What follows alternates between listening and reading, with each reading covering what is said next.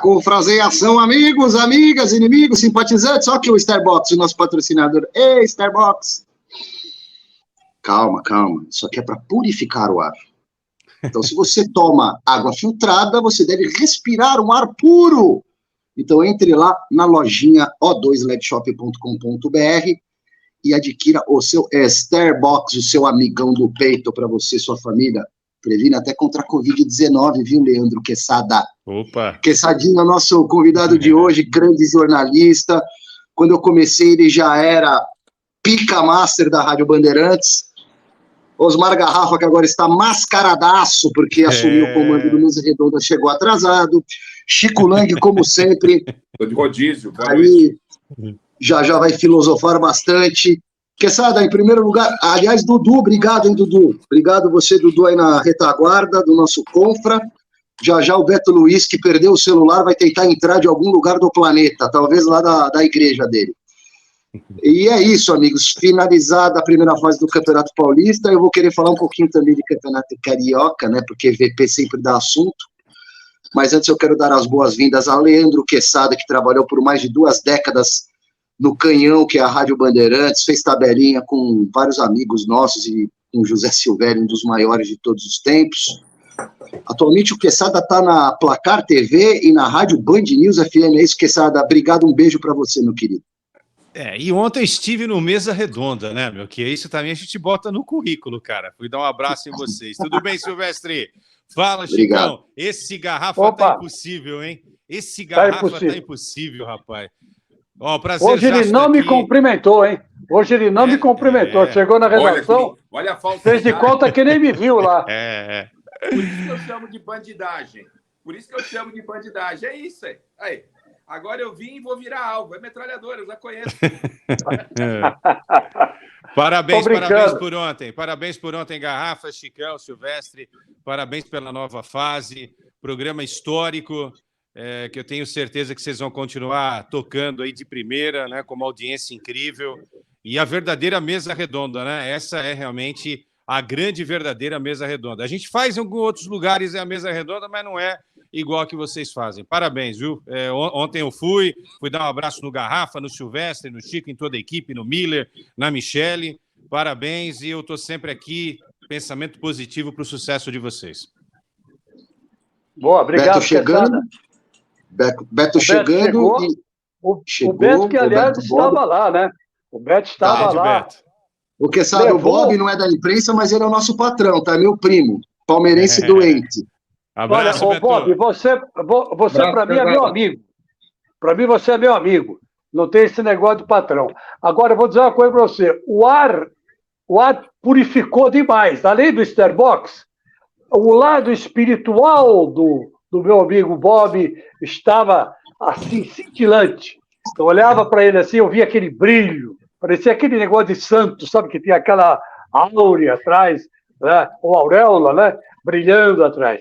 Bob levou um apoio espiritual muito importante ontem, além do carinho, além da simpatia, da inteligência, né?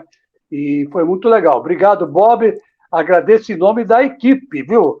Não é nem do programa do Mesa Redonda, mas toda a equipe gostou muito de você. Parabéns, Bob. Que legal.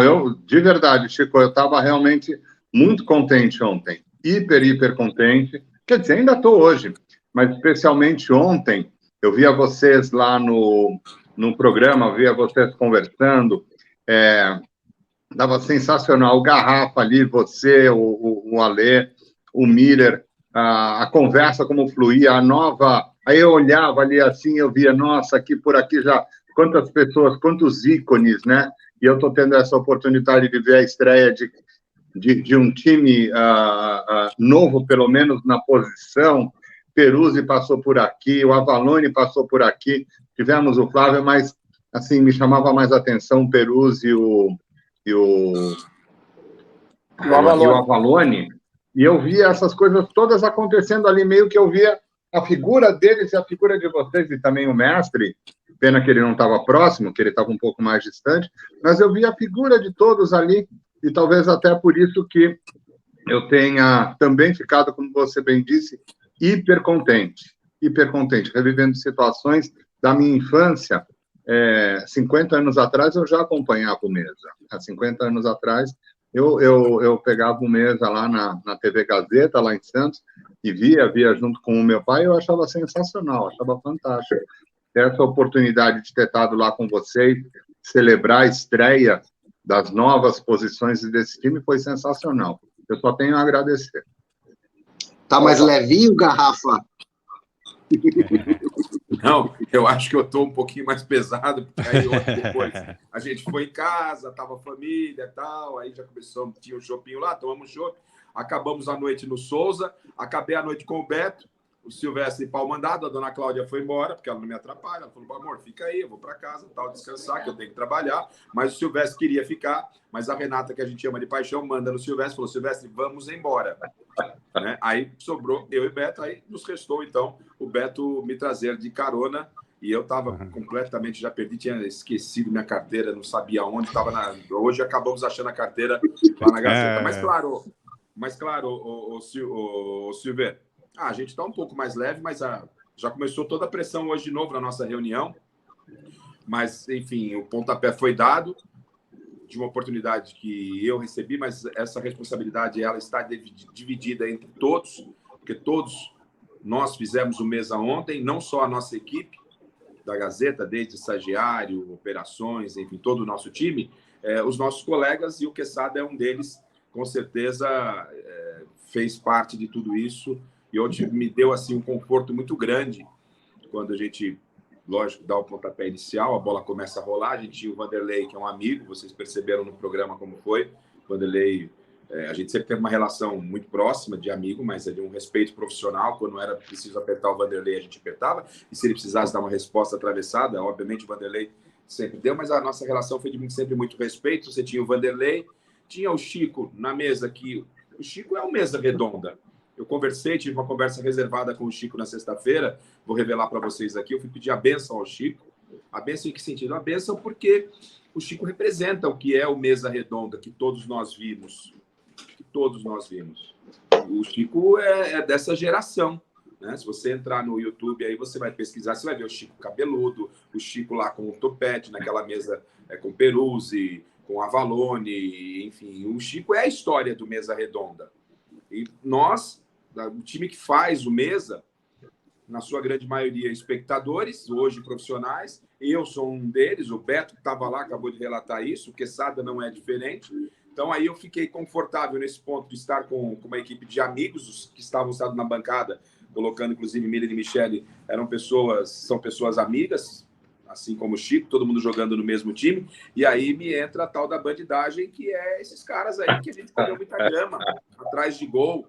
A gente tem muita história para a gente contar, a gente viveu muita coisa legal, muita coisa bacana, muitos momentos difíceis, viagens, e um vai vendo o sucesso do outro. O Quesada já tem quantas Copas do Mundo? Que é uma Copa do Mundo para o jornalista. Né? A gente pode explorar, inclusive, o Quesada para ele falar um pouco dessa experiência. O Quesada tem um currículo de Copas do Mundo que é para poucos. Cruzei com o Quesada lá no Catar, né?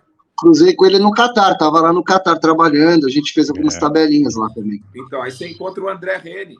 O André Reni, filho do Hermano Reni, que começou lá na Transamérica como repórter, hoje é esse cara aí, a voz da Champions League. Está lá o Andrezinho Hernan, que se formou na Fundação Casper Libero, acabou não trabalhando na Gazeta, daqui a pouco ele estava na Globo, foi crescendo, se tornou no que se tornou.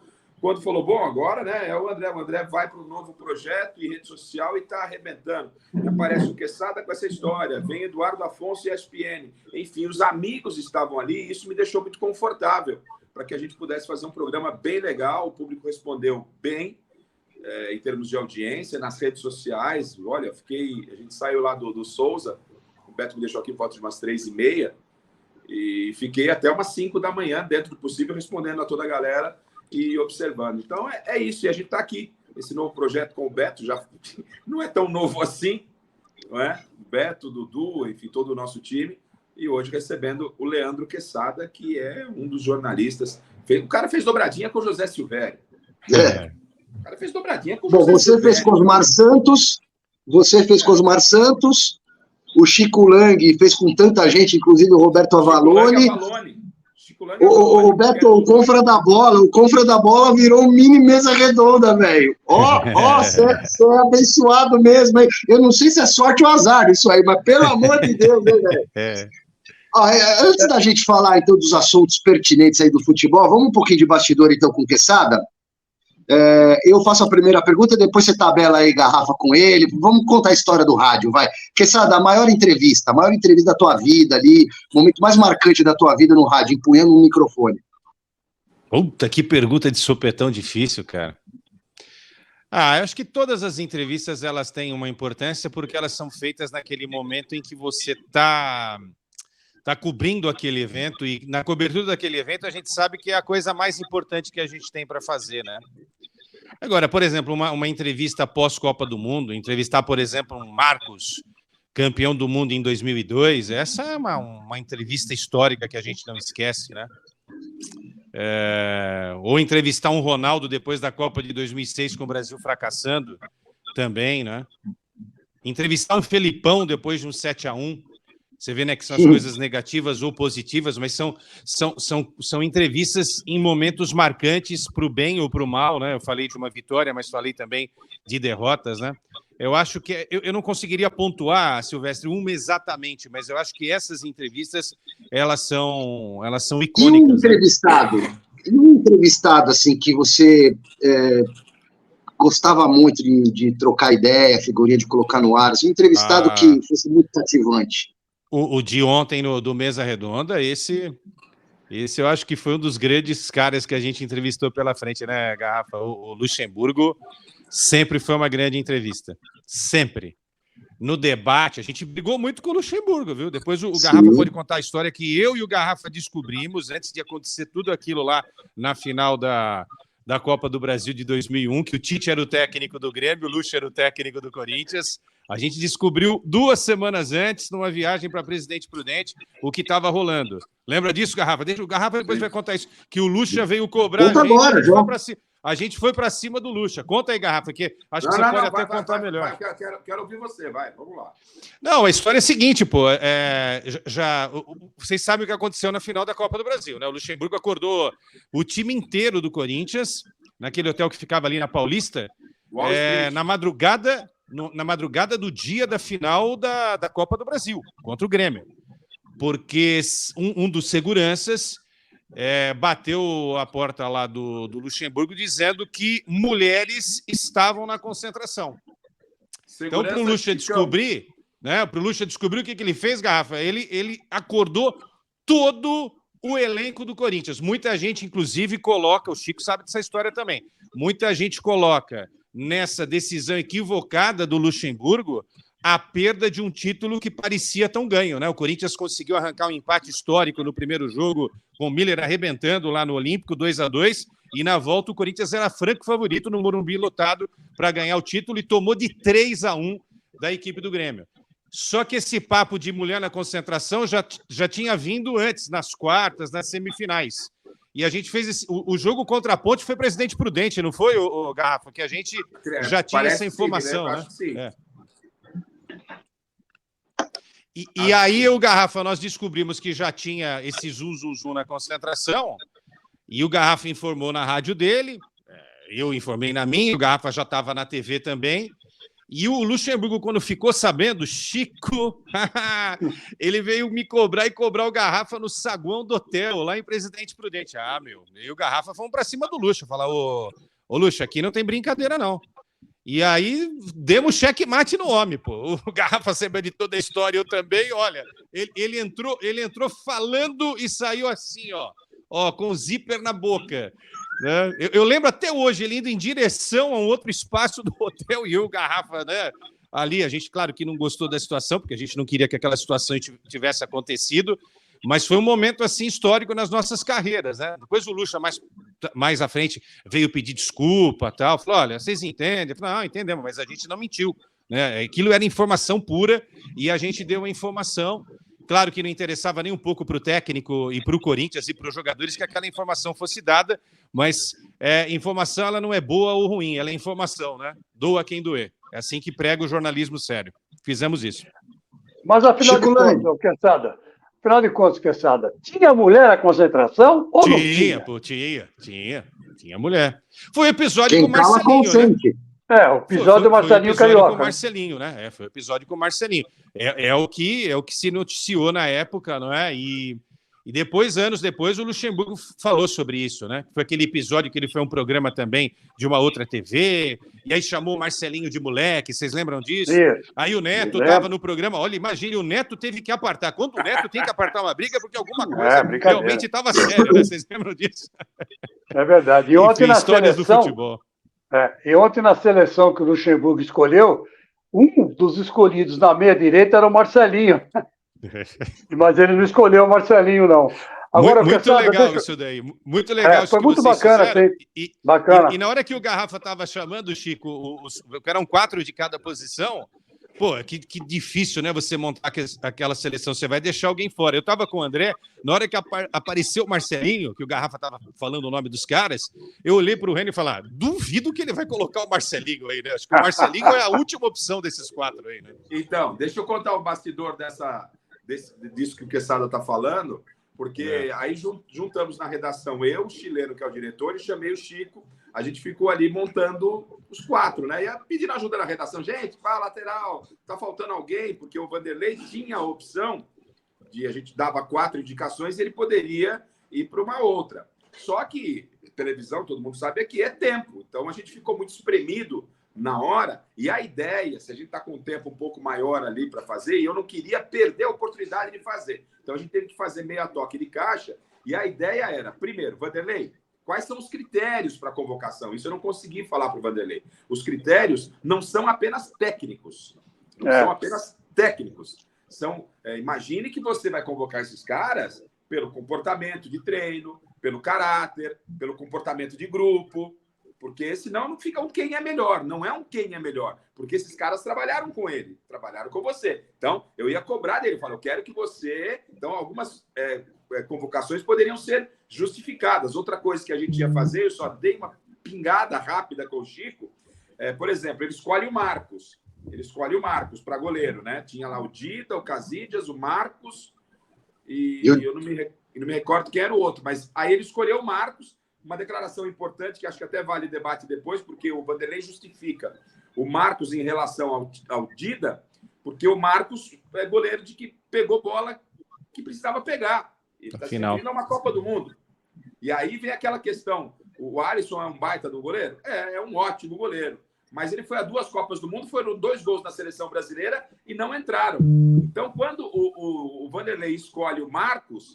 Se a gente tem tempo, e essa era a proposta do quadro, eu, obviamente, eu até dei uma pingada no Chico. Falei, Chico, mas ele deixou o Dida de fora. Aí, daqui a pouco, ele escolhe um outro jogador, eu vou Silvestre. Mas, ele escolheu o Mazinho, mas não podia ser o Ronaldinho ali, e o quadro ia ganhar esse corpo. E, obviamente, naquele momento, eu, o Chico e o chileno escolhendo nomes, o Marcelinho, como tecnicamente, não estava até entrando. Tinha tanta gente. Eu falei, gente, o Marcelinho tem que estar aí. Lógico. Porque quando o Marcelinho, obviamente, não foi escolhido... Imprensa marrom. A gente ia falar, mas peraí, o Marcelinho não cabe nesse time, aí você entra nos assuntos, né? Então, não foi fácil. Legal esse bastidor, muito legal esse bastidor. Porque ele treinou grandes jogadores, né? O Gomes, né? O Gomes era a 4ª opção. O Gomes. Vocês colocaram o Gomes, né? Gomes. O quarto era o Gomes, porque ele foi campeão da Libertadores e campeão da Tríplice Coroa, com o Gomes no gol, né? Se não me falha a memória. Agora, Cruzeiro. O Cruzeiro, desculpa. E ele ganhou a Tríplice Coroa naquele ano lá. Não é fácil ganhar a Tríplice Coroa, vamos falar a verdade, né? Quantos técnicos venceram o que o Luxemburgo venceu? Abel Ferreira. O Abel Ferreira ainda não. O Abel Ferreira não ganhou metade do que o Luxemburgo ganhou. Ele ganhou 1/4. Agora, daqui 10 anos, 20 anos, sei lá, né? Eu já não vou estar vivo por aqui, então talvez ele ganhe. Mas eu quero lembrar um negócio para o Caçada, muito, muito marcante para mim. Nós estamos lá para a Copa do Coreia-Japão. De 2002, da Coreia e do Japão, e nós cruzamos para lá e para cá, né? Quando nós estávamos na Coreia. Mas quando nós fomos para o Japão, que o Brasil se classificou, nós tivemos que pegar um trem-bala. Foi a primeira vez que eu peguei um trem-bala na minha vida. E a hora que eu entrei no vagão, quem que estava lá? O Leandro Quesada e o Zé Silvério. Os dois estavam lá pegando, indo para o mesmo rumo, né? A gente estava no norte do Japão, descemos no norte, o Brasil jogou lá, se classificou e foi lá para o meio do Japão, então nós tivemos que pegar o trem-bala. Você lembra dessa, Quesada? Opa! Fizemos uma viagem, não posso dizer que a viagem foi longa, né, Chico? Porque o Shinkansen, a 300 km por hora, você entra, quando você senta, você já tem que levantar, né? Tem que levantar. Mas eu lembro, sim. Eu lembro. A viagem demorou quase 2 horas, né? Porque era um pouco mais longo o trajeto, quase isso. E aí fomos proseando, eu, Silvério e Chico, muitas e muitas histórias, né? São esses momentos marcantes, né, Chico? Por exemplo, há muito tempo eu não vi o Garrafa, porque eu fui morar no Rio de Janeiro, e toda vez que eu vejo o Garrafa é uma felicidade imensa. O Silvestre, tive a oportunidade de estar com ele na Copa do Mundo, a gente cruzou várias vezes, trocamos informações, né? Falamos de seleção brasileira, a gente estava acompanhando a seleção, né?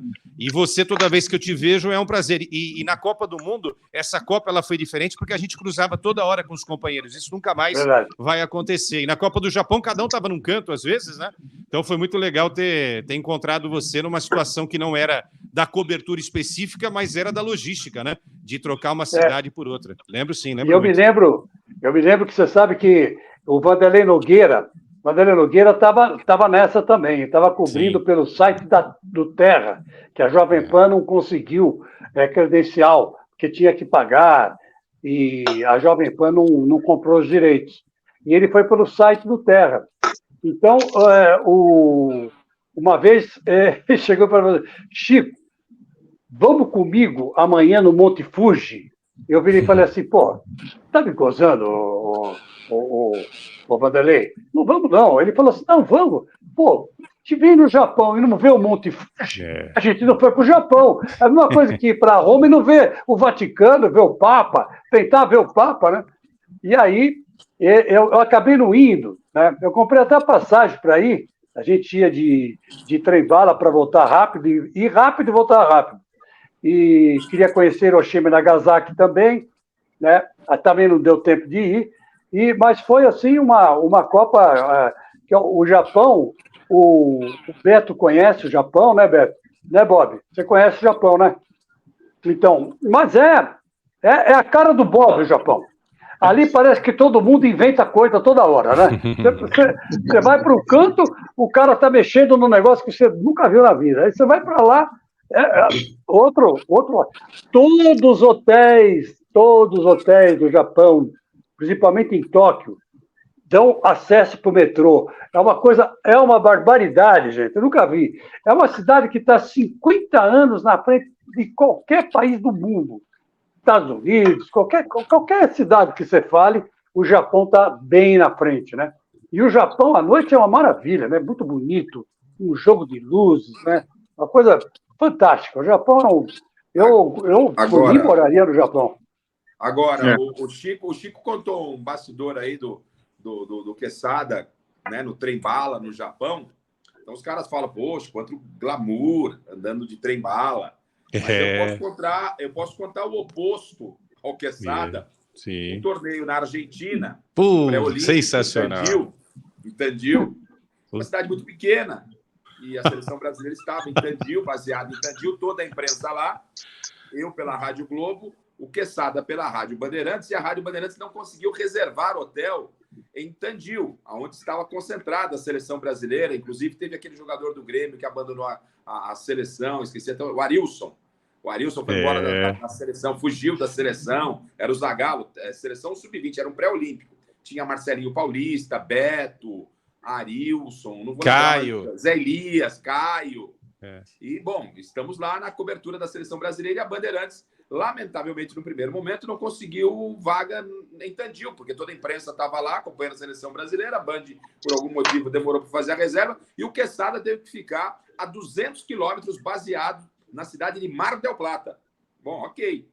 E o Quesada tinha que ir e voltar todo dia, 200 para ir, 200 para voltar. E nessa viagem, o Quesada lá alugou um Fiat 147. A Bandeirantes alugou um Fiat 147 para o Quesada. O Quesada ia e voltava todo dia até a gente conseguir lá no mesmo hotel que eu estava, que era mais uma pensão, nem era um hotel, que era um pecado, que sai daí. Ele alugou o Fiat 147, quando ele foi devolver, depois de 20, 25 dias de cobertura do evento, ele pegou o volante. Pegou o volante da locadora. Fiat 147. E ali, nessa viagem, há histórias impublicáveis de locutores famosos que recentemente se aposentaram, né?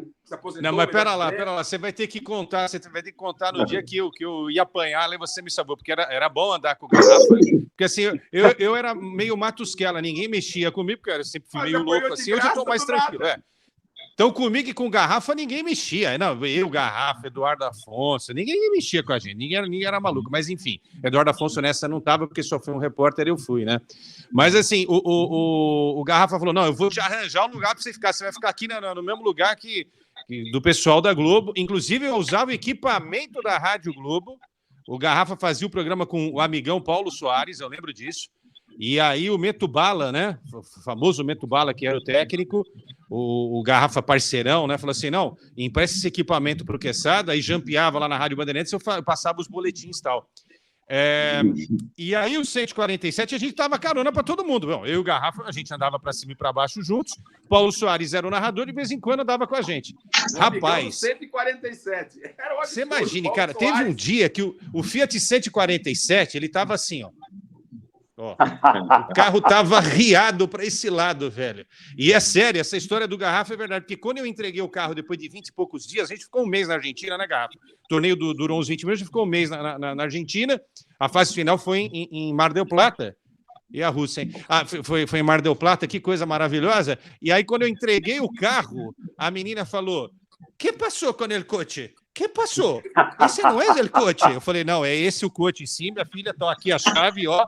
Fui embora, cara. Você sabe que até ligaram para mim depois para perguntar o que tinha acontecido. Eu falei: "Não aconteceu nada, eu andei com o carro não aguentava o peso das pessoas, arriou, eu não posso fazer absolutamente nada." Coisa de ser processado aí pela empresa. E olha, o Fiat 147 era o de 86.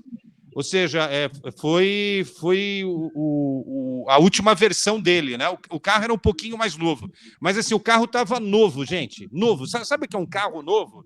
Depois de um mês, o carro estava totalmente arregaçado. Agora, conta uma boa aí, ô Garrafa. Calma aí, só um segundinho. Calma aí, Garrafa. Só para não perder o gancho que o Quesada falou do Meto Bala, operador tradicionalíssimo da Rádio Globo, e eu comecei minha carreira com o Jorge Cajuru na Rádio K, que hoje é senador, né, o Cajuru, com um operador da Rádio Globo também, o Rony Silva. Eu tenho aqui até hoje a primeira caixinha de transmissão. Eu viajava o Brasil inteiro com isso aqui, ó. Olha, você espeta o fone de um lado, microfone do outro, a linha telefônica aqui, e a caixinha, ó, tá? Fiz transmissões de horas e mais horas só com isso aqui, ó, e um rolo de 100 metros de cabo, um microfone e um fone na outra ponta. Então, eu também tenho essa caixinha. E aí, nessa viagem, eu quero que o Quesada me lembre uma parte que aconteceu. Eu não lembro, mas vou ver se você consegue lembrar. A gente estava indo da concentração, voltando para o nosso hotel. De repente, apareceram os caras de mobilete que queriam bater no Quesada. Eu não lembro o que tinha quando. Eu não sei se você lembra, Quesada. Não. A gente foi tomar uma, né? A gente foi tomar umas copas, né? Copas, tomaram umas bebidas, né? E não sei se me engracei com alguém, alguma coisa do tipo, né? A gente se engraçava, né? Com as mulheres da época e tal. E aí a gente tava voltando, já era noite, né? A gente ia acordar cedo no dia seguinte, porque tinha treino da seleção e tal. E aí os caras de mobilete de moto seguiram a gente, cara. Queriam brigar com a gente e tal. Aí o Garrafa desceu do carro, não, calma e tal, enfim, mas eu achei que aquele dia ia dar problema pra gente. Mas a gente tinha saído da balada, né, Garrafa? Eu acho que a gente mexeu com alguém, alguma mulher deu mole pra gente, alguma coisa nesse sentido aí. Certamente deve ter sido isso, né? É mais provável que vocês tenham mexido com alguém, porque a mulherada dá mole. Eu acho que provavelmente vocês mexeram, porque a mulherada dá bola pra vocês, acho pouco. Não, o Quesada sempre foi um galanteador. Ele sempre foi um galanteador. E naquela viagem, o que me causou estranheza, e quando eu estou falando que ele era um galanteador, vocês vão entender, né? Porque a gente faz o quê? A gente minimiza esses 400 quilômetros diários com o 147 para o amigo. porque sabe, você vai ficar aqui. O quarto não é tão... Mesmo você põe um colchonete, dorme aqui no chão. A gente improvisou lá um quarto com o gerente da pousada para o Quesada ficar lá. Então a gente tirou o peso dele, eram 400 km por dia. Tipo, ir para o Rio de Janeiro todo dia. E ainda cobria a seleção brasileira e 500 boletins para a Rádio Bandeirantes. Mas o Quesada começou a querer voltar a Mar del Plata. Porque ele arrumou uma namorada lá, que era uma eslovaca, uma polonesa. Polaca. Falei, era polaca. Então, pô, Quesada, volta. Eu falei, Quesada, você vai ficar aqui? Não, ele queria voltar porque tinha uma polonesa. Falei, fala as polonês? Ele falou, não. Mas ele ia. O Garrafa. E a final foi em Mar del Plata. É verdade. E essa parte da final é melhor não falar. É melhor não contar. Tem muitas. Peraí. Tem uma. Eu não vou contar, tá? Mas só vou falar uma coisa. Araraquara, o Cristo de Araraquara. Cara. Nossa, vocês estão falando que eu era galanteador. Vocês não sabem o Garrafa, velho. O Garrafa é o Renato Gaúcho da imprensa. O que é... Sério, velho. Chico, Beto, hoje pode falar. Hoje o Garrafa fala sério e tal, mas assim, sempre solteiro, Garrafão e tal, mas assim, o que a mulherada cair em cima do Garrafa, eu tô falando sério, velho. E aí eu era mais bonitinho. Era o Zé Bonitinho. Aí sempre soube uma prima, né? Uma irmã, tal, mas o que a mulherada ia pra cima do Garrafa, rapaziada, vocês não fazem ideia. Agora, o Cristo de Araraquara, depois o Garrafa conta num bastidor aí do Mesa Redonda, do Confra, que é melhor nem contar, né? Olha, eu vou contar. Tem o Proibidão da Praça? Lá tem um quadro, Proibidão da Praça é Nossa, né? Se você pegar Mauro Naves, essa viagem a Tandil, Galvão Bueno tem uma história sensacional. Aí você pensa lá, o slogan do Galvão abrindo a jornada, ele vai abrir a jornada. Ele tem coragem de abrir depois da jornada. Ele fazia algo à noite, depois ele ia lá no Jornal Nacional, gravar boletim e entrava ao vivo, o Galvão Bueno. Aí a gente ficava olhando. Eu falei, é um cara de pau, né? É um cara de pau. Não dá vontade de entrar lá e falar, gente, este Galvão Bueno, a gente podia, entendeu? Mas então são histórias aí que aconteceu. Mas o Mauro Naves era o presidente. Isso aí foi imbatível. O Mauro Naves era o cara. Bom, primeiro que ele já tinha o crachá da Globo, tipo Bozó, né? E o cara era sua vida, bom de conversa. O Mauro Naves, por muito tempo, carregou mas não seja humilde, não, Garrafa. Olha, eu vou te falar, hein, ó. Mauro Naves, Garrafa... André Buzek... Cosme Rimoli, Sérgio Loredo. Nossa, eu tô numa segunda prateleira. Eu tô numa segunda prateleira. Mas assim, esses caras. Brincadeira, cara. Quesada, Everton de Castro, né? Não pode esquecer dele também, porque eu vou te contar. O Mauro Naves e o Everton de Castro, quando iam para a balada, você tinha que ficar com a terceira opção. Porque a primeira opção era do Mauro Naves ou do Everton de Castro, a segunda opção era do Mauro Naves, e a terceira, quarta, quinta opção era sua. Vocês são uns traíras, hein, meu? Vocês estão falando de terceiros. Agora, as deixa eu contar uma historinha. Aí para sempre na internet. Olha, aí deixa eu contar uma historinha. Vai fazer a conta, ou a esposa vai fazer calma aí, Copa de não sei o quê. O cara estava casado comigo? Peraí, Silva, deixa eu contar rapidinho o negócio do Quesada na Copa de 2002. Tá todo mundo lá, na Coreia, né? Na Coreia, as coreanas eram bonitas, tal, mas eram inacessíveis, né? Como é que ia falar com a mulherada, né?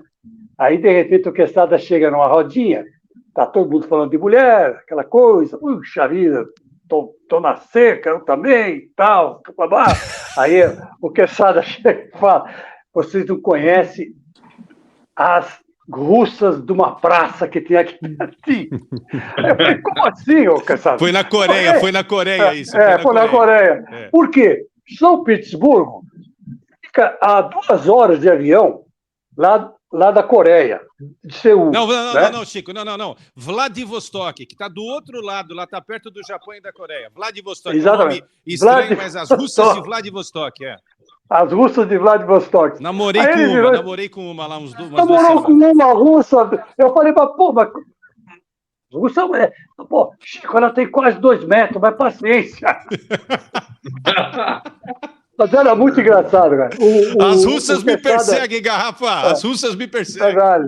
As eslavas, né? As eslavas, é. As eslavas se perseguem. Mas foi muito engraçado, porque aí ele deu um mote para todo mundo, né? Todo mundo depois correu para a praça, estavam lá, né? Mas é muito engraçado. E o mais gozado ainda foi que quando eu cheguei na Coreia, eu virei e falei assim, bom, deixa eu passar na farmácia e comprar uma camisinha, né? Sei lá, 1, 2, 3 camisinhas, sei lá o que pode acontecer. Aí entrei na farmácia. Sei lá o que pode acontecer. E tinha 5 meninas atendendo. Fui direto, né? Tava as camisinhas penduradas no caixa. Aventuras lá, de peguei uma, peguei 2, peguei 3. Falei assim, moça, quero comprar, né? Eu falei assim, I want, né? Falei pra ela. Né? Aí eu olhei, as 5 estavam rindo. Tava assim, eu não entendi porra nenhuma. Eu falei assim, pô, o que essas mulheres estão rindo? Aí, uma delas, que era a caixa, devia ser a chefe, né? Uma coreana linda, franjinha, cabelo comprido. Elas são bonitas, as coreanas. Elas têm uma virtude que a japonesa não tem, que é uma bunda, né? Elas têm bunda. Então, eu cheguei, ela virou para mim e falou assim, you know. Aí eu falei, what? Ela falou assim, you big, the man is small. E dava risada. Quer dizer, ela quis dizer para mim que a porra da camisinha não servia. Como é que ela ia saber? Porque lá, eu não sei, os caras lá têm um pênis pequeno. Então, quer dizer, foi muito engraçado. Não sei, pelo que ela falou. Né? E eu falei, então vai, né? Deixei a camisinha e as meninas morrendo de rir, cara. As 5 meninas tiraram o maior sarro da minha cara, porque a camisinha não servia na gente, né? Então, brincadeira. Aí cheguei no Japão, comprei uma 5. Rasguei o roteiro. Olha o roteiro do compra. Acabou tudo. Desculpa, mas isso aí é muita... E lá, a Gazeta colocou a gente num lugar que aqui era o hotel. Atrás do hotel tinha de uma comunidade. Eu, para cortar o caminho, eu não ia pela frente, eu ia pela comunidade mesmo, que se dane, estava cheio de cara mal encarado, mas tinha um restaurante. Eu falei, quer saber uma coisa? Eu vou comer aqui, que era barato, né? E eu entrei no restaurante, comi uma carne deliciosa. Deliciosa. Não sabia o que era, mas tinha gosto de peixe. O Beto que gosta de pescar. Aí eu perguntei pro cara o que era o negócio. Aí ele mostrou, era um baita de um largato desse tamanho. Preto.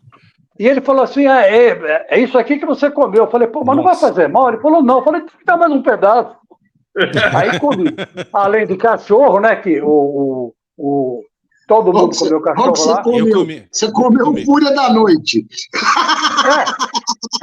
O dragãozinho que minha filha ama. Porque é o seguinte, na Coreia, os caras servem a carne nos restaurantes cortadinha. Você está sentado no chão, né, o querido Quesada, e você vai colocando aquelas tirinhas em cima e vai comendo. Eu, fui comendo porque eu pensei que era carne de porco, né? Aí depois que um coreano que mora no Brasil e estava lá, falou para mim, você acabou de comer cachorro, você gostou? Eu falei, gostei. Vou fazer o quê? E também, lá, os McDonald's só tem comida de lá. É gozado isso aí, né? Não tem esses Macs tradicionais. Tem Mac com a carne de lá, com as frutas de lá, com os legumes de lá. Então, foi uma experiência bastante interessante e eu vivi ao lado do Quesada. E o Zé Silvério? O Zé Silvério, naquela época, gostava de tomar umas, né? Então, Quesada, o Zé Silvério, naquela época, já tinha parado ou gostava de tomar umas ainda? Cara, você sabe, olha, o Silvério conta essas histórias, né? Ele ficou um longo tempo sem beber, né? Tanto é que eu saía com ele, o Silvério sempre na Coca-Cola. Entrevistem o Silvério qualquer hora e perguntem do episódio que aconteceu na Venezuela. A gente estava na Venezuela e nós pedimos Coca-Cola, tal, e o Silvério passou muito mal depois do jogo. Aquele jogo que o Brasil enfiou 6 na Venezuela, lembra? O técnico era o Candinho. Na volta, o Silvério foi hospitalizado e encontraram 60 bactérias no estômago dele. 60. Olha. Mais um pouquinho ele tinha morrido. Essa história é uma história... e ele passou muito mal. Ele tirou sarro de mim durante o jogo porque eu estava com delay. Eu fiquei com delay na transmissão, viu, o Silvestre? Ele me chamava, eu demorava 2 segundos para responder, porque era um calor de 44 graus, mas assim, um negócio que mexia com o cérebro, cara. E aí depois, na volta, eu ri dele. Depois não ri mais porque ele foi hospitalizado e o Silvério quase morreu nessa daí. E aí a gente descobriu. Na realidade, eu pedi a Coca-Cola sem gelo, então nada aconteceu comigo. E ele pediu com gelo, então devia ter sido o gelo, né? A água devia estar contaminada, transformou em gelo, mas aí, né, tem algumas bactérias, alguns micróbios que não morrem, né? Mas assim, na época que eu estive com o Silvério, só no Guaraná, só na Coca-Cola. Só no Guaraná e na Coca-Cola. Eu não, né? Eu não sou de beber muito, mas assim, eu gostava muito de uísque. Hoje eu estou bebendo cada vez menos. Estou esperando o Garrafa me chamar aí para uma cerveja. A gente também não bebe, a gente não bebe muito, não bebe muito pouco.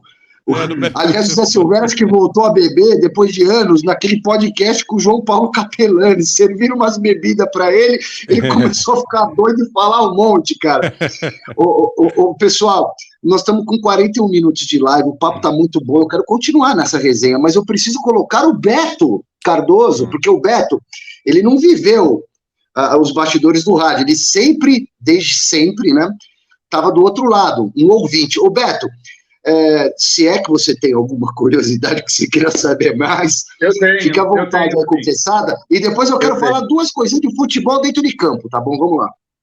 Tá, eu tenho sim, que a gente estava falando aí, né, eu ouvindo vocês comentando sobre o Zé Silvério, mas pelo que eu me lembro, Gustavo, você devia ter talvez uns 25 anos, alguma coisa por aí, você estava junto com o Fiore, na última transmissão dele, acho que foi um jogo na Vila Belmiro. É verdade isso? Foi contra, Beto, foi contra o Remo. Foi contra um time do Pará, eu acho que foi Remo. Foi a última transmissão do Fiore. Isso foi... Eu entrei em 94... Foi em 95, Foi 95 ou 96, foi o último jogo do Fiore como narrador, né? Depois o Fiore ainda teve uma rápida passagem como comentarista, depois ele vem a deixar o grupo, né? O Dirceu Marchioli se transforma no narrador principal da emissora, isso é maravilha, né? O Éder naquele período também estava, o Éder Luiz, né? Saiu de 94 para 95, o Éder também saiu, e aí o Fiore foi para outros projetos, né? Record, Rádio Capital, né? E por aí vai, mas foi realmente um momento histórico de ter trabalhado com o Fiore Gigliotti. Eu sou muito feliz de ter trabalhado com esses grandes narradores, né? Eu sempre falava para o Garrafa, eu gostaria de ter trabalhado também com o Osmar, né? Que aí, poxa, imagine, Silvério, Osmar, Fiore, né? Mas eu trabalhei com muitos grandes narradores, né? Muitos narradores, grandes narradores, na Rádio Bandeirantes, na Fox, enfim, grandes profissionais, né? Ser narrador não é um negócio fácil, né? Silvestre e o Garrafa sabem muito bem disso, né? E só para olha que curiosidade, desculpa, mas só para acrescentar o que disse Quesada, eu também tive a oportunidade de trabalhar com grandes narradores. Eu sempre fui fã do Silvério. Quando me surge a oportunidade de vir à Rádio Globo, eu era um ouvinte da Jovem Pan, muito pelo Silvério. E aí fui trabalhar com outro gênio, que era o Osmar Santos, mas eu conhecia, obviamente, o Osmar, gostava do Osmar, mas o Silvério era a minha preferência e eu fui ser repórter do Osmar Santos e não consegui trabalhar com o Silvério. Então foi muito parecido a minha situação com o Quesada. Trabalhei com o Luiz Roberto, Paulo Soares, Vanderlei Ribeiro, Maciel, enfim, um monte de gente aí. E aí, depois o destino reservou que o Felipe Garrafa, ainda com o Quesada, quase que de saída da Rádio Bandeirantes, o Quesada, o Felipe Garrafa, que é meu sobrinho, pega o finalzinho, pega um trecho ainda do Quesada como repórter na Bandeirantes, antes da saída dele, e aí, já num processo novo do rádio, porque para a gente trabalhar com um narrador de ponta, como o Silvério, como o Osmar, a caminhada era diferente, os tempos mudaram, e o Felipe Garrafa não demorou muito, o meu sobrinho, o Garrafinha, para fazer jogo com o Silvério. Então, o meu sobrinho, ele acabou concretizando o meu sonho pelo nome, né, pela família. Ouviu o Silvério chamar, Garrafa, Pessoal, a começar pelo Beto Cardoso, que está muito quietinho hoje, só de ouvinte aí. Vamos falar um pouquinho do futebol carioca, mas assim, na lata, colocando o dedo na ferida. uma expressão que o Rogério Ceni adora. O VP é ruim mesmo, onde ele mexe, dá tudo errado, ou ele está pagando pela ganância? Como diria Muricy Ramalho, a bola pune, pensando assim de uma maneira mais mística. Olha, Lê, quando o Chico falava que o VP precisava sair do Corinthians, porque ele não era um bom técnico, eu tinha minhas dúvidas. Eu achava até que o VP estava se adaptando ao futebol brasileiro, eu achava que ele poderia ter um trabalho... bom, eu pensava. Mas ele saiu e eu fiquei com aquela dúvida, né? Será que ele é bom ou será que ele não é bom, como o Chico comenta? A saída dele do Corinthians, logo depois, mostra para mim que ele não é bom. Não é bom. Antes da parte técnica, né? E estávamos comentando isso ontem, que o Luxemburgo falou que não é só de parte técnica que vive um jogador ou que se convoca um jogador. A parte pessoal do VP, ela é, na minha opinião, absolutamente duvidosa. O que ele fez para sair do Corinthians e para ir para o Flamengo, eu não acho correto. Então, eu já também não acho que ele é uma pessoa confiável com o que ele fez. Então, se ele não é confiável nas atitudes dele fora de campo, eu também duvido das atitudes dele dentro de campo. E eu acho que o que está acontecendo com ele agora, que ele está tendo um desempenho muitíssimo ruim no Flamengo, eu acho que é consequência da pessoa que ele se mostrou ser. Então, eu acho que ele está completamente influenciado, mal influenciado, e o desempenho dele fora de campo não é recomendável, e o desempenho dele dentro de campo tem se mostrado bastante ruim. Todos os títulos que ele perdeu, e não só os títulos que ele perdeu, mas a forma como o Flamengo joga. Ele não consegue pôr o Flamengo para jogar. Ele não consegue pôr... Ele consegue... Eu acho que ele é tão incoerente, ele tira Everton Ribeiro, então mostra que ele consegue mexer em medalhão. Legal. Mas só que ele não tira Davi Luiz, que está afundando com o Flamengo, que tem dificuldade na recuperação, que atrapalha no ataque, que entrega a bola para o adversário. Eu acho que a cabeça do VP está completamente confusa, o trabalho dele muito ruim, e depois de tudo isso eu tenho que me curvar ao que o Chico falou, e Chico, você tinha razão, viu? E você tem razão. Não é um bom técnico, não. Ô, Chico, o VP... ele ainda tem tempo de perder mais um campeonato logo mais aí, que é essa Guanabara. Ainda dá, hein? Ainda dá. Ele vai perder o Carioca, Guanabara, o Caramba 4 aí? Olha, Silvestre, tudo leva a crer que sim, né? Porque ele, como disse o Beto, muito bem dito, né? Ele não consegue entender o futebol brasileiro, né? Até agora ele não entendeu. Aquilo que o Luxemburgo explicou ontem no Mesa Redonda, e com muita propriedade, né? Que é a mudança de rumo do jogador, a malemolência do brasileiro, que tem que escapar um pouco da tática. Por exemplo, o Flamengo só tem jogador muito acima da média, tecnicamente. Se ele coloca lá um pijama, né, de madeira e todo mundo, os caras não vão jogar bola. O Flamengo não dá muita bola para a importância tática. Esse foi o grande segredo do Jorge Jesus. Ele soltou o time, ele deixou os caras fazendo o que eles quisessem dentro de campo, desde que eles recompusessem a defesa, né, mais ou menos bem, né, e foi o que eles fizeram, e o Flamengo ganhou tudo, porque tinha jogador à altura, tinha Bruno Henrique, tinha Gabigol, apareceu o Pedro, aí veio o Felipe Luiz no auge, o Davi Luiz também teve as suas glórias por lá, o Rodinei jogou bola no lateral direito, quer dizer, tudo isso, né, mostra que ele não tem capacidade não, até para dirigir qualquer time, ele dirige, só que ele quer impor a coisa de cima para baixo. Quando, na verdade, o que o Luxemburgo falou ontem, quando eu perguntei para ele do Fernando Lázaro, ele falou assim, que um treinador, que eu perguntei para ele do que ele disse, né, que todo jogo começa com os dois times no 5-4-1.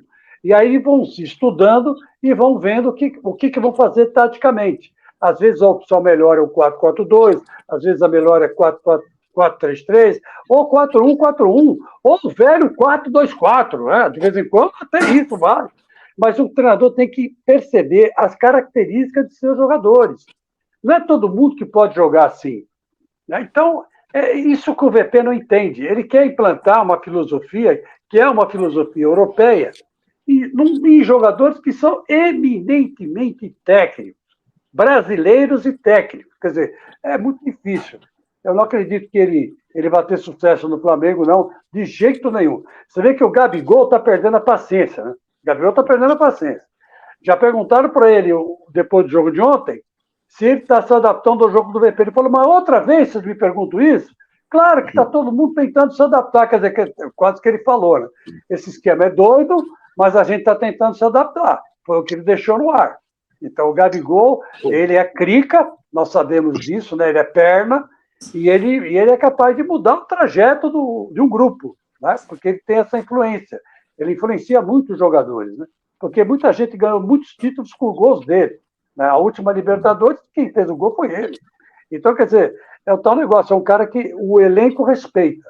E se ele perder a paciência com o VP, já era. O que Sada? O Silvestre, me permita. Pois não. Só acrescentar o que eu penso dessa questão que você levantou sobre o Vitor Pereira. E não vou discutir se ele é bom tecnicamente, se ele conhece tática, deve conhecer, mas, e principalmente no futebol brasileiro, pela cultura que nós temos, onde nós somos muito mais humanos, no sentido de estarmos próximos, muito mais... Talvez humano não seja a palavra, mas me fugiu aqui. Mas a gente é muito mais, assim, sentimental, aquela coisa, tal, menos frio que o europeu. Olha o comportamento do Abel com os jogadores dele. O Abel é um europeu, mas olha como o Abel defende o ninho dele em relação, diferentemente do comportamento do VP. Então, não quero entrar na seara de ser bom taticamente, que ele pode ser um estudioso. Mas você não vai conseguir ser um bom técnico, você não vai conseguir ser um técnico gestor se você não for um bom gestor de pessoas. E isso, principalmente dentro do futebol brasileiro, pela característica que nós temos. Aqui, uma carência muito grande, tem que ter muito cuidado. Você não é que você precisa ser paizão, mas você precisa gerir pessoas. Isso não é só no futebol, acho que em todos os segmentos. Daqui o Beto é um empresário bem-sucedido, ele sabe, a gente até conversava ontem aqui no Souza, você tem que saber com quem você pode, como você pode lidar. Isso é fundamental. E o Vitor Pereira me parece que não tem a mínima sensibilidade e a mínima ideia de como fazer isso. Ele saiu do Corinthians, todo mundo, o elenco inteiro detonando ele. O elenco inteiro detonando o Vitor Pereira. O Roger Guedes era o problema dele. Hoje o Roger Guedes é a solução. Será que o Roger Guedes não sabia jogar bola com o Vitor Pereira e sabe jogar bola com o Lázaro? Então, o Vitor Pereira, ele me parece que ele é um péssimo gestor. O ambiente onde ele está é um ambiente podre. Podre no sentido de, o ambiente não é bom, o ambiente não é saudável. E aonde o ambiente não é saudável, as coisas não funcionam. Além do que, ele chega para o Flamengo com qual imagem? A imagem que o Beto acabou mostrando para todos nós, que nós conhecemos, que foi uma imagem que ele criou, a ponto do Neto aparecer de sogra do VP. A sogra do VP virou um personagem que ele criou. Ele está pagando pelo que ele plantou, pelo comportamento dele. E essa questão da gestão, aí de elenco, para mim é mais importante do que tática, do que tudo, é a gestão do elenco, porque eu acho que quem ganha jogo é jogo. Claro, você tem que montar o time e tal. O que sabe, você pega o Jesus que deu certo no Flamengo, foi uma temporada mais curta, né? Mas, pô, arrebentou. Ele não alisava para jogador, não, cara. O Abel compra a briga dos caras e protege. Ele falou, eu sou mais brasileiro do que vocês imaginam. O Jesus, nem tanto. Mas o Jesus dava liberdade para os caras jogarem, mas o que ele cobrava na beira do campo, podia ser figurão, medalhão.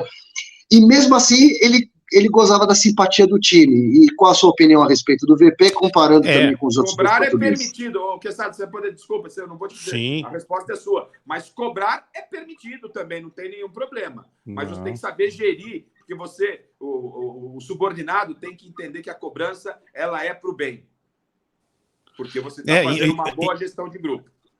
Aí eu pego esse gancho do Garrafa e digo o seguinte, claro que cobrar é necessário. O Luxemburgo, por exemplo, que estava ontem no mesa, tinha um cara que cobrava os jogadores, era o Luxa, né? Só que há jeitos e jeitos de cobrar. E a principal crítica em relação ao VP no Corinthians era a empáfia dele, né? Empáfia. O jeito, às vezes, de falar com uma certa soberba. Eu ouvi isso lá de dentro, né? E se você fizer uma pesquisa com jogadores do Corinthians aí, cara, olha, se você achar um que gostou dessa relação com o VP, me apresenta que eu quero entrevistar esse cara. Então, esse foi um problema sério. E um outro problema também, além da empáfia, foi de ter mudado muito o time. O VP mudava muito o time do Corinthians, toda hora mudava. Você tem que escolher o teu 11 titular, isso em qualquer lugar do planeta. Você escolhe o teu 11 titular e trabalha com mais uns 5, 6, 7. Os outros vão jogar 3, 4, 5, 6 partidas no máximo no ano. É assim que funciona. Ainda mais quando você não tem um elenco maravilhoso, que não é o do Corinthians. O Corinthians não tem um elenco qualificado. A gente sabe quais são os 11 ali. Né? Se um machuca, você vê, dá uma dor de barriga no Renato Augusto, cara, já todo mundo fica assim, porque o Renato sai e o time do Corinthians desce, cai bastante de produção, né? Então, acho que esse também foi um problema. Agora, eu acho que venderam o VP como um grande treinador, entendeu? Eu não acho que ele seja ruim. Eu acho que ele é um técnico mediano, medíocre, né, na acepção da palavra. Mas ele não é esse cara fantástico que venderam quando ele veio para cá. E aí o Flamengo vai escrever um livro de como não fazer a gestão de futebol, porque até agora não me entra na cabeça. Vou ser rápido, porque eu sei que está no final do programa. O Flamengo se desfaz de um técnico campeão da Copa do Brasil e da Libertadores para contratar um técnico que não ganhou nada, que foi vice-campeão contra o Flamengo na final. Qual foi o grande trabalho? Qual foi a grande coisa no currículo do VP no Corinthians? Me respondam aí. Ele fez um bom segundo tempo contra o Flamengo na final da Copa do Brasil. Gente, isso não é currículo para ninguém, né? Então, quer dizer, o Flamengo também conseguiu fazer isso. E eu disse, quando o VP foi contratado, além dessa cachorrada que ele fez com o Corinthians, é que ele estava pegando um projeto que é um projeto pronto, vitorioso, que se ele não fizesse as bobagens que ele fez, inclusive de não tirar o Davi Luiz, como o Beto bem falou, o Flamengo teria ganho alguma coisa nesses 3 títulos que disputou, né? Da Supercopa contra o Palmeiras, inclusive com muitos erros defensivos, a final contra o Independente Del Valle, que vexame, com todo respeito ao Del Valle, e o Mundial pelo menos ter chegado à final, né? Ia perder para o Real Madrid, ok, mas pelo menos ter chegado à final. Ele não conseguiu fazer nada disso, né? Agora tem a lei do retorno, né, Garrafa? Dizem que quando você faz muito errado aqui, uma hora volta, e quando você faz muito bem, você é presenteado para trabalhar ao lado de grandes figuras como vocês trabalham aí. É assim. A lei da atração. Vamos ser curto e grosso agora? Curto e grosso aqui, só para fazer um chaveamento aí do Campeonato Paulista. Sim. Eu já vou mandar o meu aqui. São Paulo, vão passar os grandes mais o Bragantino. Se o São Paulo passar e mantiver o mando de campo contra o Corinthians, ou seja, o São Paulo não pode passar empatando o jogo e ganhando nos pênaltis, e o Corinthians passar do outro lado ganhando o jogo, porque aí vai inverter o mando. Se o São Paulo tirar a semifinal da arena do Corinthians, o São Paulo vai fazer a final com o Palmeiras. Caso contrário, será o Corinthians. Para mim, é esse o desfecho do campeonato. E para vocês? Bom, para mim, eu disse isso ontem no Mesa Redonda, e o Quesada até lembrou isso no comecinho. Eu acho que o Palmeiras não passa pelo São Bernardo. E vou dizer para vocês, o São Bernardo é um time chato, um time que joga na defesa, é um time que não se acanha diante de um adversário melhor tecnicamente, e gosta de jogar muito na defesa, e faz isso direitinho. Mas tem um contra-ataque fatal. Então, se o Palmeiras não fizer gols no primeiro tempo, como costuma fazer, e deixar para o segundo tempo decidir isso aí. Não, mas você crava então, Chico, você crava. O Palmeiras vai cair para o São Bernardo, aí o São Bernardo cruza com quem na semifinal? Com o Bragantino, e a final vai ser Corinthians e São Bernardo. É a minha opinião, né? Muita gente acha que não. Corinthians e São Bernardo para o Chico. Isso. Corinthians e São Bernardo, e a decisão vai ser, não sei aonde, né? O São Bernardo vai ter que decidir. Lá no estádio, 1º de maio, não pode, porque é muito pequeno. Allianz Parque. Faz que nem o São Paulo vai jogar no Allianz Parque, que é o último, vai jogar no Allianz Parque, último jogo de campo de São Bernardo na Casa do Porco. Beto Luiz. Mas se o São Bernardo eliminar o Palmeiras, eu duvido que o Palmeiras alugue o estádio para ele decidir o campeonato. Acho que vai ser no Morumbi mesmo. Chico, obrigado, Chico. Obrigado. Agora é o Beto, né? Pela ordem, por favor, senhor relator. Eu acho que, Ale, pessoal, eu acho que o mandante vai levar. Então, eu acho que o mando de campo é muito importante nessa última Palmeiras fase. Campeão. Pela tua lógica, Palmeiras campeão. O Palmeiras vai ser mandante em todas as fases se ele passar. Eu acho Aí que a final decide em casa. Acho que o Palmeiras passa pelo São Bernardo, acho que o Bragantino passa, acho que o São Paulo passa, acho que o Corinthians passa. Eu acho que vai ser, concordo também que a grande diferença entre Corinthians e São Paulo é o mando de campo. Então, eu acredito que o mando de campo vai prevalecer. Consequentemente, o São Paulo passa pelo Corinthians. Acho também que o Palmeiras passa pelo Bragantino, o mando de campo vai prevalecer. A gente tem visto nesse campeonato os pontos que os times estão jogando, que estão mandando os jogos, que são os anfitriões, eles estão ganhando muito mais pontos do que os visitantes. Eu acho que isso se repete agora. Aí, na final, Palmeiras, se tudo isso que eu falei acontecer, primeiro jogo no Morumbi, segundo jogo no Allianz. Acho que no Morumbi São Paulo ganha. Acho que no Allianz o Palmeiras ganha. E o Palmeiras eu acho que acaba sendo campeão, como aconteceu no ano passado. Resumindo. Ou seja, seria a terceira vez seguida de uma final São Paulo e Palmeiras. Uma das finais que menos aconteceram na história dos grandes no Campeonato Paulista.